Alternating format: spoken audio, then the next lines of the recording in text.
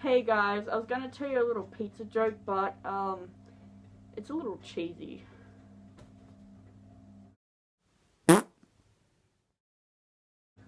Hey everyone, and welcome to this week's fur vlog. Now before I get started, I want to say a massive thank you to all you guys that helped me reach 100 subscribers. There will be 100 sub special coming up.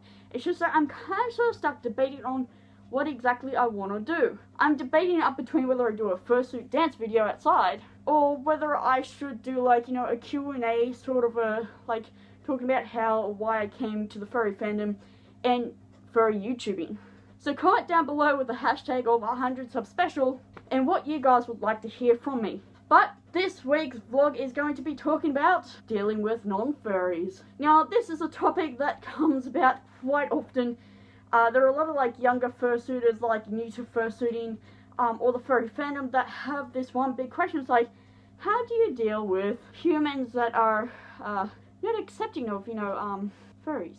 Which it kind of ties up in relation to my other video called How to Come Out as a Furry, which will be like a little thingy-majigin up here somewhere, like, you know, if you want to go to that, go to that. But I'm not going to be talking about coming out as a furry. I am specifically going to be talking about how to deal with annoying people that don't really accept furries, and better yet, how to explain to them what being a furry is. So let's face it, there are some really bad furries that unfortunately have represented the fandom in really bad ways. So bad that the media has taken notice to those bad things. Let's face it, the media takes notice to only the worst things and basically makes it to seem like it's the real thing, but it's not. And that's kind of what happened with the furry fandom. Someone or a couple of people represented the furry fandom in the worst way, and basically media took that and made out that every single furry was this horrible person that was like antisocial or other kin or some weird cringy thing that they come up with.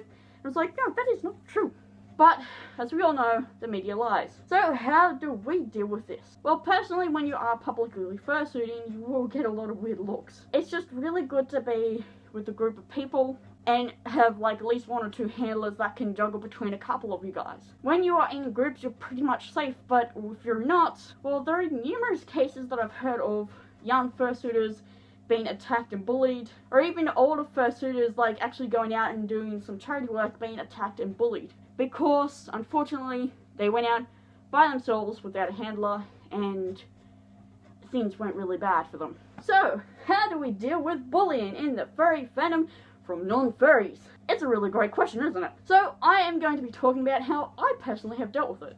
Prime example, my partner is not a furry, and his thoughts of furries are as the media is. They're cringy people that have no real life besides the fact that they think that there's some weird human that's really meant to be a weird animal that's like into weird fetish stuff and those sorts of things. Firstly, let me state one thing. If you are into the whole puppy play or horse play or those sorts of things, they are intertwined with bondage, and I would say that yes, they are considered a fetish, depending upon the person and how they display it, and you know.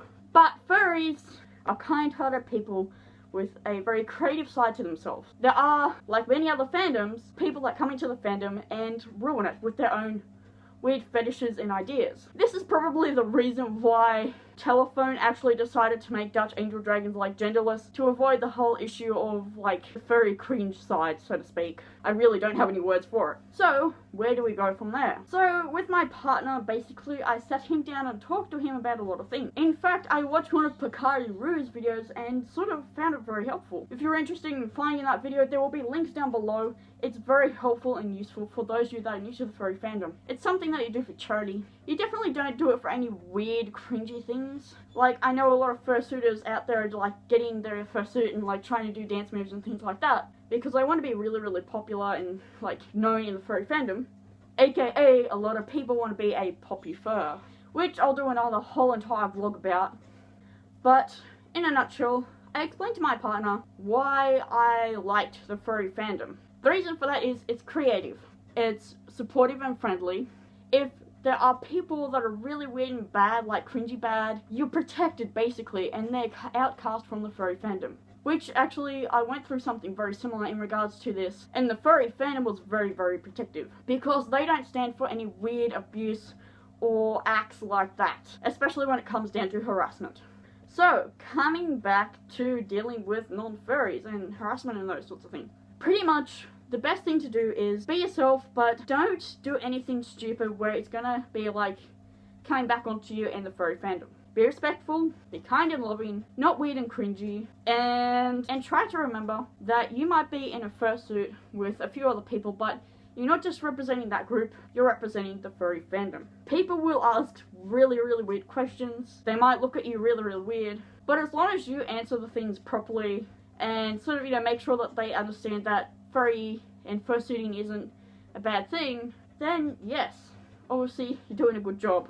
I know it can get really stressful and really weird. I've had numerous people actually ask me, what do I fursuit? Which is something I want to do in another video. So I'm hoping that this video has been somewhat helpful. And my next video, definitely, I'm hoping will be the 100 sub special. In fact, if you guys want to know a little bit more about fursuiting, I may actually do a Q&A video eventually, but I don't know at the moment. It's like, do I do a Q&A video? You guys let me know in the comments. Should I do a Q&A video? I don't know if it's something that's going to be interesting or not, but I definitely want to know what other people think.